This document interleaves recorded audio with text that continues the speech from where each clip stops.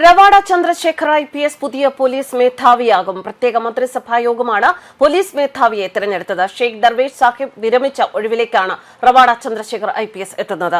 1991 IPS batch Kerala cadre ഉദ്യോഗസ്ഥനാണ് റവാഡ ചന്ദ്രശേഖർ. ദീർഘകാലമായി അദ്ദേഹം കേന്ദ്ര ഡെപ്യൂട്ടേഷനിലാണ്.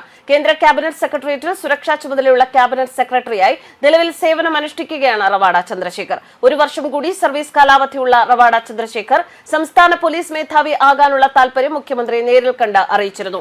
കൂത്തുപറമ്പ് വെടിവെപ്പിന് നിർദ്ദേശം നൽകിയ ഉദ്യോഗസ്ഥനായിരുന്നു റവാഡ. കൃത്യതയാണ് റവാഡയുടെ മുഖമുദ്ര. മകൻ സിവിൽ സർവീസുകാരനാകണം എന്നായിരുന്നു കർഷകനായ അച്ഛൻ റവാഡ വെങ്കട്ടറാവുവിന്റെ ആഗ്രഹം. പഠിച്ചു വളർന്ന ചന്ദ്രശേഖരന്റെ ആഗ്രഹം ഡോക്ടറാകാനായിരുന്നു. MBBS കിട്ടാത്തതിനാൽ അഗ്രികൾച്ചറൽ പഠനത്തിലേക്ക് നീങ്ങി. PG കഴിഞ്ഞപ്പോൾ സിവിൽ സർവീസിൽ കൈവച്ചു. 1991 ബാച്ചിൽ IPS കിട്ടി. അച്ഛന്റെ ആഗ്രഹം സാധിച്ചു.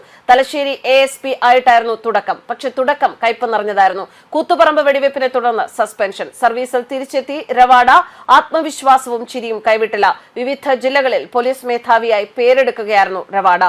തിരുവനന്തപുരത്ത് കമ്മീഷണറായിരുന്നു. ഇടയ്ക്ക് UN ഡെപ്യൂട്ടേഷനിൽ പോയി മടങ്ങിയെത്തിയ ശേഷം SCRBയിൽ IG ആയി. ഏറെ വൈകാതെ IBയിലേക്ക് വീണ്ടും ഡെപ്യൂട്ടേഷനിൽ. നെക്സൽ ഓപ്പറേഷൻ ഉൾപ്പെടെ രഹസ്യാന്വേഷണ വിഭാഗത്തിലെ നിർണായക തസ്തികകളിൽ ജോലി ചെയ്തു. IBയുടെ സ്പെഷ്യൽ ഡയറക്ടറായി ഉയർത്തപ്പെട്ടു. ഇതിനിടെയാണ് സംസ്ഥാന പോലീസ് മേധാവി തസ്തികയിലേക്ക് വരാൻ താൽപര്യം അറിയിച്ചത്. പട്ടികയിലെ 2ാം സ്ഥാനക്കാരനായി.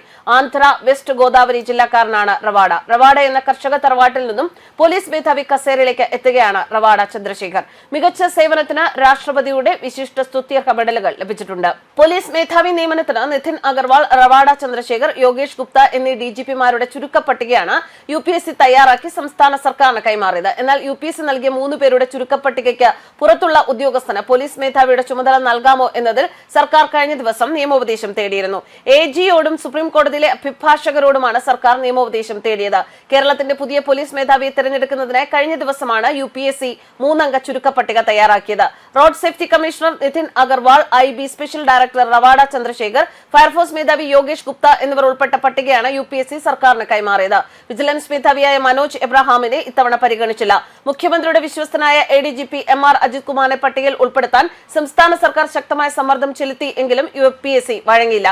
കേരള സർക്കാർ നിർദ്ദേശിച്ച പട്ടികയിലെ ആദ്യ 3 പേരെയാണ് UPSC സ്ക്രീനിംഗ് കമ്മിറ്റി പരിഗണിച്ചത്. നിതിൻ അഗർവാൾ, റവാഡ ചന്ദ്രശേഖർ, യോഗേഷ് ഗുപ്ത എന്നിവരുടെ ഫയലുകൾ വിശദമായി പരിശോധിച്ച കമ്മിറ്റി മറ്റു പേരുകൾ പരിഗണിച്ചില്ല.